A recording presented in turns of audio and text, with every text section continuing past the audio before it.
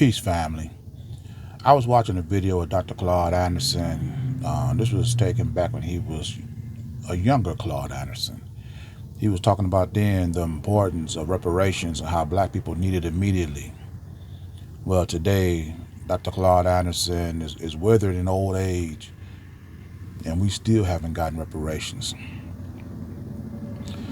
But one of the things that he was talking about was doing a national plan and doing these surveys to see who benefited from slavery and going after and attacking them like the Jews did or whatever, and using the Native Americans as an example of how black people can do reparations. Look, let me say this. Anybody that's not black that's taken advantage of slavery. The enslavement of our people robbed us of our ability to function as a unit, to industrialize our essential needs and services, and then left us vulnerable to those who do provide these services. So we don't need no surveys. We don't need no more policies and procedures and legislations and studies and all. We don't need all that. We need to do the things that we need to do to get our people back in order so we can start commanding our own way of life. Dr. Claude Anderson was talking about having some type of national plan. There is no national plan.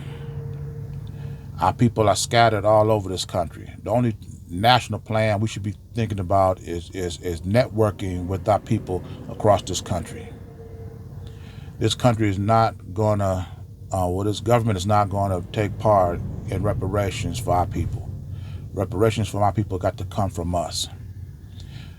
In order for us to think outside the box, to truly think outside the box, we have to think outside of government. Even if the government partook in reparations of our people, we couldn't trust it even if they did.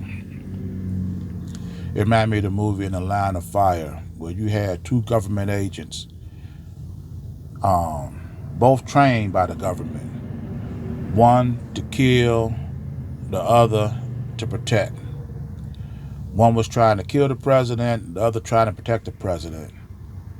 Do you think the government, who trained them both, is just going to sit back and watch and see who wins? They have a viable stake in whoever wins.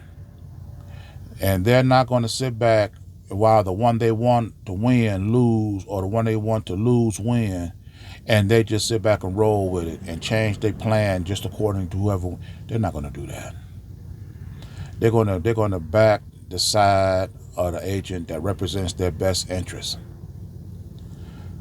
Having a government, the same government that enslaved our people, be the same government that free our people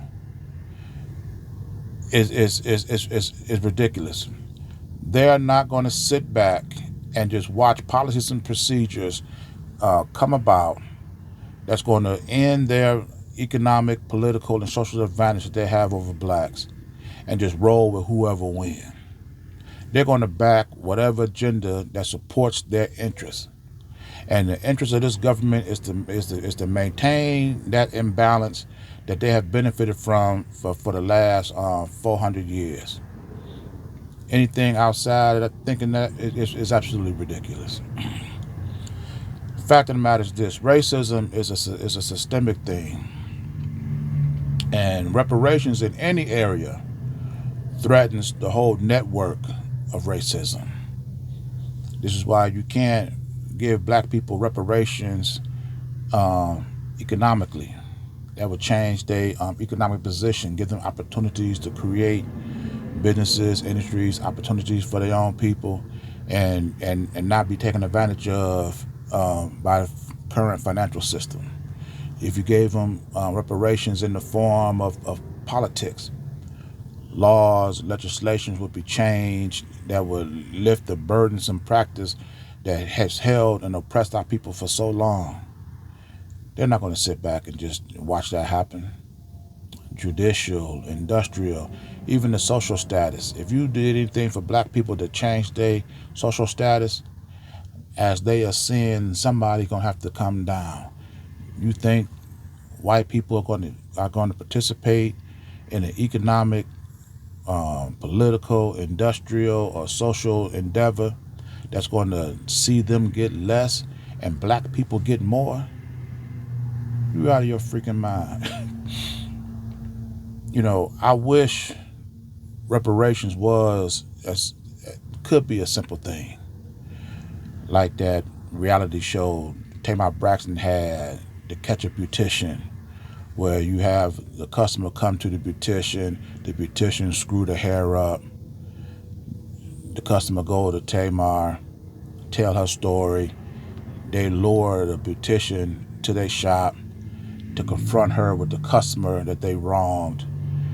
The customer get to tell the beautician the negative impact this terrible hairstyle that she had, how it affected her, how it made her feel, and they offer the beautician opportunity to take some lessons from the professional and to repair the hair that you damaged.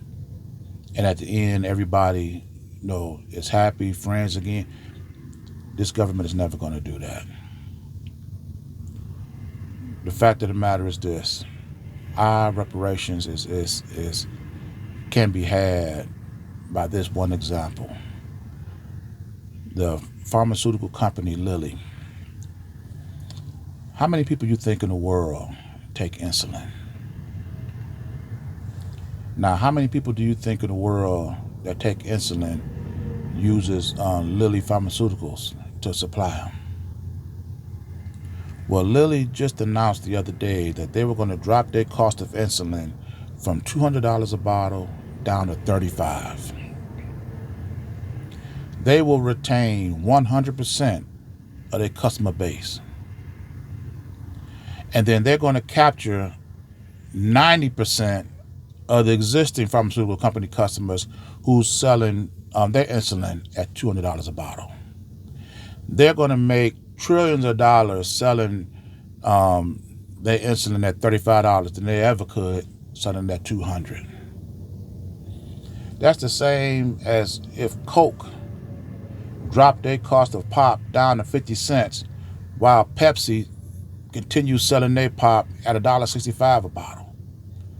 Coca-Cola will retain 100% of their customer base by dropping their price. And at least half of the Pepsi people are going to go switch to Coke. They don't care if Pepsi is their favorite pop. They'll take it at $50, at 50 cents a bottle as opposed to $1.65. The key is owning and controlling your own businesses and industries.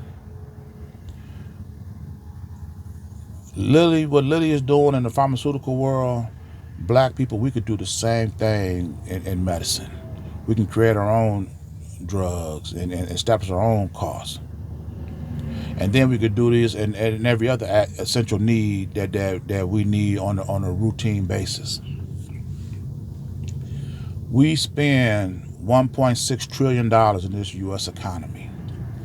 If we were in the mindset of Lilly and were able to come together as a people and start manufacturing our own goods and services, we could do just what Lilly did by dropping the cost.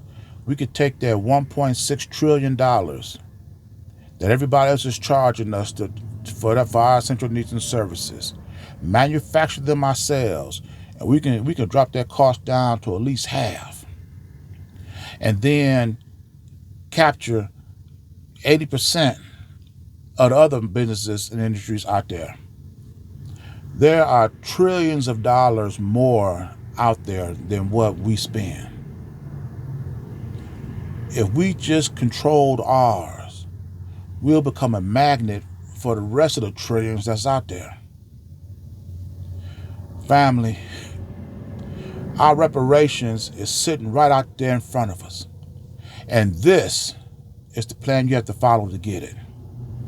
I'm going to leave this message here. And if you like this content, if you like this video, if you like this pressure that I put on our oppressor, put a little pressure on that follow and subscribe button And I'll see you in my next video. Ashe.